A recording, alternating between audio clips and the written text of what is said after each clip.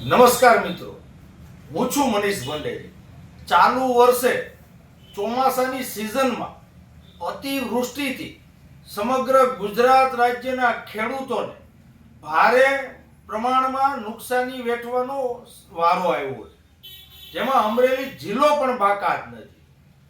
તો અતિવૃષ્ટિની સહાયમાં અમરેલી જિલ્લાને આ ગુજરાતની આ ભાજપની સરકાર, ગુજરાતના કૃષિ મંત્રી રાઘવજીભાઈ પટેલ અને અમરેલીના ભાજપના 5 નમાલા ધારાસભ્ય અને અમરેલીના નમાલા સાંસદના લીધે અમરેલી જિલ્લો અતિવૃષ્ટિની સહાય પેકેજમાંથી બાકાત રાખવામાં આવ્યો.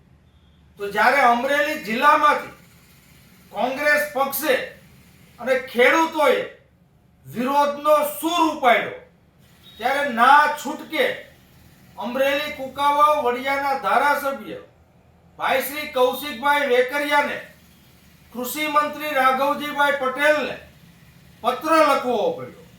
અમરેલીના બધા ધારાસભ્યોએ કૃષિ મંત્રીને અને મુખ્યમંત્રીને પત્રો લખવા માટેનું નાટક કર્યું અને સામા પક્ષે ગુજરાતના કૃષિ મંત્રી રાઘવજીભાઈ પટેલે અમરેલી જિલ્લાની જનતાને ખોટો વાયદો આપ્યો, ખોટું વચન આપ્યું કે ભાઈ ઓક્ટોબર મહિનાનો જ્યારે સર્વે થશે ત્યારે અમરેલી જિલ્લાનો સમાવેશ તેમાં કરી લેવામાં આવશે અને ખેડૂતોને અતિવૃષ્ટિની સહાય છે એ આપવામાં આવશે.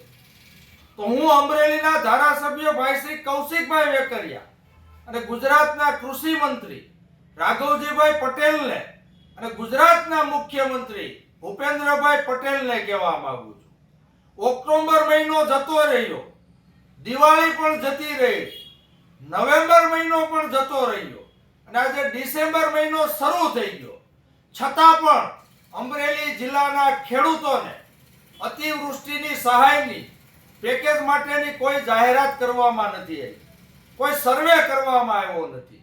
અમરેલી જિલ્લાના ખેડૂતોએ શિયાળુ પાક જેવા કે ઘઉં, ચણા વગેરેનું વાવેતર પણ કરી દીધું છે. તો અમરેલીના ધારાસભ્ય કૌશિકભાઈ વેકરિયાને કહેવા માંગુ છું, તમે અમરેલી જિલ્લાના ખેડૂતોને જે ઊંધા ચશ્મા પહેરાવવાનું જે કામ કર્યું છે, મૂર્ખ બનાવવાનું કામ કર્યું છે, એનો જવાબ અમરેલી જિલ્લાના ખેડૂતો આવનાર દિવસોમાં ભાજપ પક્ષને અને ભાજપના નેતાઓને જરૂર આપશે. અસ્તુ. જય હિન્દ, જય જય ગરવી ગુજરાત.